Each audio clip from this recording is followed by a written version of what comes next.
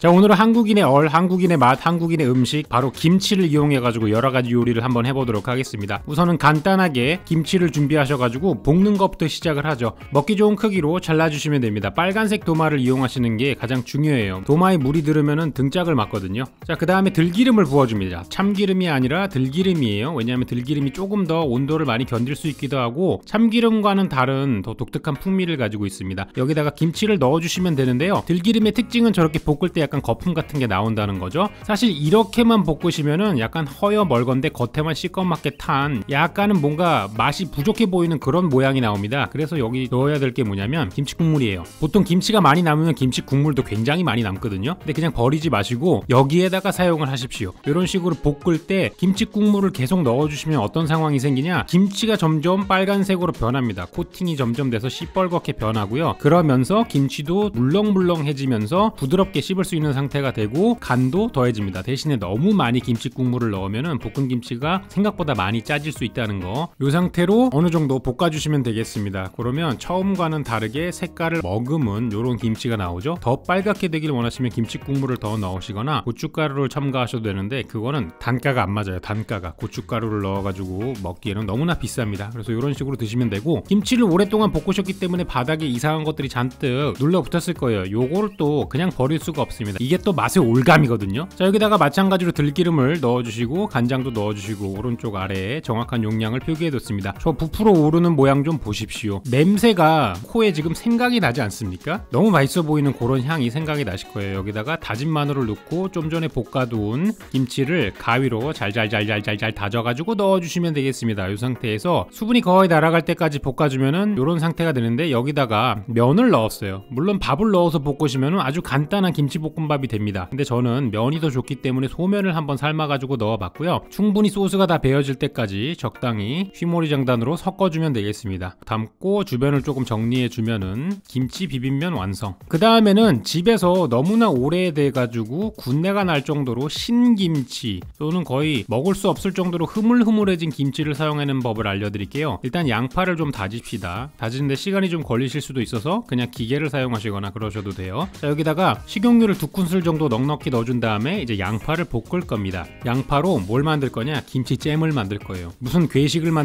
만드는 게 아니고요. 아주 쉬어버린 김치도 잘 먹을 수 있도록 하는 법을 알려드리는 거고요. 김치를 자르실 때 너무 물크러져가지고 사각사각 잘리는 게 아니라 막 슥슥슥슥 이런 느낌으로 잘리는 김치들이 있어요. 걔네들을 사용하기에 좋습니다. 이 녀석들을 잘게 다져가지고 넣어주신 다음에 계속 수분이 날아갈 때까지 볶아주시면서 김치 국물을 넣어주시면 돼요. 좀 전에 김치볶음이랑 비슷한데 얘는 양파가 들어가서 단맛이 조금 더 높고요. 김치를 다졌기 때문에 신김치에서 나오는 그 식감도 조금 줄일 수 있습니다. 볶으면서 맛을 한번 보시고 아직도 신맛이 강할 정도로 너무 오래된 묵은지다 그러면 설탕을 1큰술 2큰술 넣으시면서 맛을 밸런스를 잡으시면 되고요. 얘네로 그럼 뭘 하느냐? 별 잡다한 걸 다 만들 수 있습니다. 우선은 빵 위에다가 치즈를 얹어주시고 김치잼을 얹고 치즈를 얹어주시고 다시 이제 빵을 덮으셔가지고 김치 토스트 같은 걸 이렇게 만드실 수가 있어요. 이게 뭐냐라고 생각하실 분들 계시겠지만 이거 은근히 아침 식사로 꿀맛입니다. 찡 늘어지는 치즈 언제나 맛있겠죠? 그냥 피자인데 김치가 들어간 김피탕이랑 비슷한 느낌이라고 생각하시면 되는데 의외로 든든합니다. 약간 국밥 같은 그런 느낌이 있어요. 자, 그 다음에 계란말이인데요. 계란말이 안에 보통 김치를 넣어서 하게 되면은 김치 국물이 옆으로 조금 새거나 계란말이가 잘 안 될 경우가 있는데, 이렇게 김치잼을 하면 수분을 다 날린 상태이기 때문에 계란말이도 잘 완성이 됩니다. 그리고 뭔가 새 나오지도 않고, 계란말이를 하는 도중에 김치 국물이 흘러나와가지고 계란 색깔을 뻘겋게 물들이거나 그럴 확률도 굉장히 없어요. 그래서 이걸 만들어 두면은 각종 반찬을 하는데 굉장히 효율적으로 쓰실 수 있습니다. 보세요. 잘라도 쭉쭉 흘러나오지가 않고 잼의 형태를 유지하고 있는 저 상태, 그리고 살짝 달큰하기 때문에 반찬이 훨씬 더 맛있습니다. 자, 그 다음은 면 요리를 할 건데요. 저는 선천적으로 질병을 앓고 있습니다. 고기 중독 증세라는 건데요. 이 병에 걸리면은 지갑에 그렇게 안 좋아요. 냉장고에 있는 햄을 어떻게든 꺼내가지고 지금 사용을 하고 있는 장면이고요. 여러분은 어떠실지 모르겠네요. 자, 여기다가 참기름, 간장, 굴소스 오른쪽 아래 표기된 만큼 넣어주시고 물도 넣어줄 겁니다. 그리고 김치를 한 2장 정도 꺼내가지고 썰어주시면 적당해요. 그 상태에서 끓이시면 물이 약간 적은 김치찌개인가 같은 느낌이 드실 거예요. 자, 여기다가 이제 뭘 넣으면 좋겠냐? 라면을 삶아서 넣으시면은 이게 뭐지? 부대찌개의 물 없는 버전인가? 뭐 비슷하다고 보실 수 있어요. 저는 콩나물도 넣어주겠습니다. 술은 안 먹지만 숙취 해소를 위해서 콩나물을 넣어봤고요. 아삭아삭한 식감이 좋거든요. 라볶이 같은 감성도 있어요. 그래가지고 라볶이를 담을 만한 이런 분식 접시에다가 담아봤습니다. 그리고 위에다가 김가루까지 뿌려주면 이게 맛이 없으면 그게 더 문제다 라는 음식이 나왔습니다. 자, 그 다음에 당면 요리를 할 건데요. 저는 동그란 당면도 좋지만 이런 납작 당면이 씹는 느낌이 훨씬 더 꼬들꼬들한 느낌이 들어요. 요건 물에 불린 건데 어떻게 불리시냐면 그냥 찬물에다가 불리셔도 되는데 요런 물컵 같은 거에다가 넣어서 담으시면은 좁은 공간을 차지하면서 불릴 수 있어서 좋습니다. 저 상태에서 30분 정도 불린 당면을 준비하시고 참치를 한 캔을 따시고 참치야 너는 잊고 있으렴 나는 뒤에서 파를 썰겠다 이런 느낌으로 익어가는 도중에 파를 썰어가지고 넣어주시면 시간 절약을 하실 수 있다. 시간이 금이라고 친구 약간 요런 느낌으로 시간을 아껴주시고요. 그 위에다가 불린 당면과 물 한 컵을 넣어주시고 김치를 한 장이나 두 장 정도 준비해가지고 썰어주시면 되겠습니다. 김치가 들어가기 때문에 간이 너무 세지면은 너무 짜질 수가 있어요. 그래서 양념은 어떻게 하느냐 여기 오른쪽 아래에 나온 형태의 이런 재료들을 마저 첨가하셔가지고 마무리를 해주시면 되겠습니다. 이 상태로 끓이시면 돼요. 그냥 센 불에 돌리시고 어느 정도 쫄아들 때까지 끓이시면 됩니다. 이걸로 뭘 먹느냐 이건 덮밥 재료이기 때문에 여러분이 원하시는 덮밥 정도의 농도가 나오게 왜냐하면 덮밥 드셔도 뻑뻑하게 드시는 분이 있고 촉촉하게 드시는 분이 있어요. 그래서 그 정도에 맞춰가지고 졸여가지고 드시면 될 것 같습니다. 이렇게 흰 밥 위에다가 당면 김치볶음을 살짝 넣으셔가지고 드시면 아주 맛있게 드실 수 있어요. 비주얼로만 봐가지고는 마치 누렁이 밥 같지만 여러분 요거 비벼 드시면은 맛이 있다는 거 아실 거예요. 어차피 강된장이나 이거나 비주얼은 비슷하지 않습니까? 자, 그 다음은 대걸레를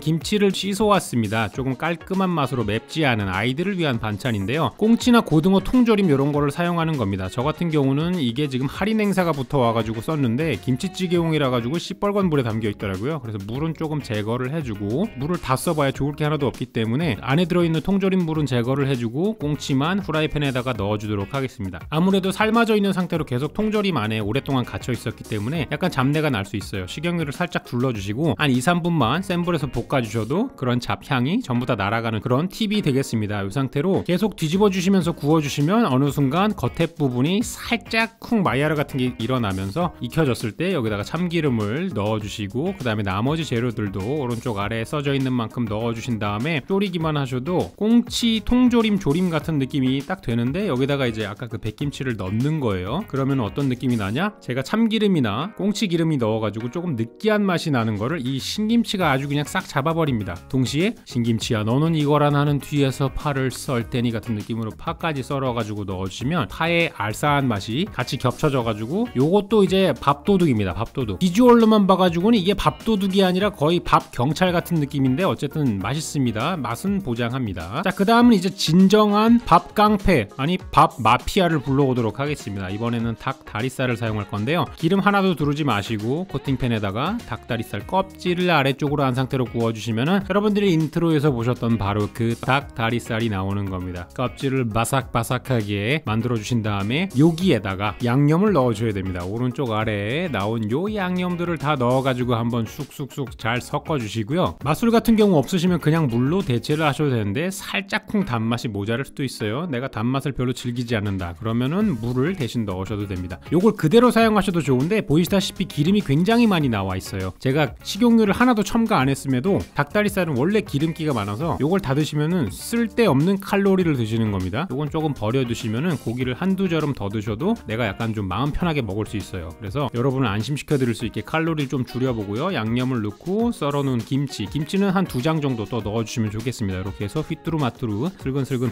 볶아주시기만 해도 밥 마피아가 나오게 된다. 그런데 색깔이 너무 시뻘겋죠? 보통 의사들이 수술을 할 때 수술복을 녹색으로 입잖아요. 그래서 저는 녹색에 파를 한번 넣어봤습니다. 이게 뭔 소리냐고요? 저도 잘 모르겠어요. 그 다음에 살짝 볶아가지고 마무리해 주시면 되겠습니다. 그래서 오늘은 이렇게 김치를 활용한 요리 여러 가지를 한번 만들어 봤어요. 제가 기존에도 김치 볶음밥이라던가 이런 것들을 많이 했는데 없었던 메뉴들 위주로 좀 했고요. 사실 저는 배고플 때 요리를 하기 때문에 뭘 만들어도 이렇게 보시는 것처럼 냠냠 잘 먹습니다. 그러니까 여러분들도 배가 고플 때 이 레시피를 한번 해보시면은 생각보다 훨씬 더 맛있어가지고 좋아요와 구독을 누르지 않을까라는 저의 희망사항을 전달하면서 오늘도 긴 영상 봐주셔서 감사하고요. 저는 다음 시간에 조금 더 색다르고 쉽고 간편한 요리로 다시 찾아오도록 하겠습니다. 고맙습니다. 안녕.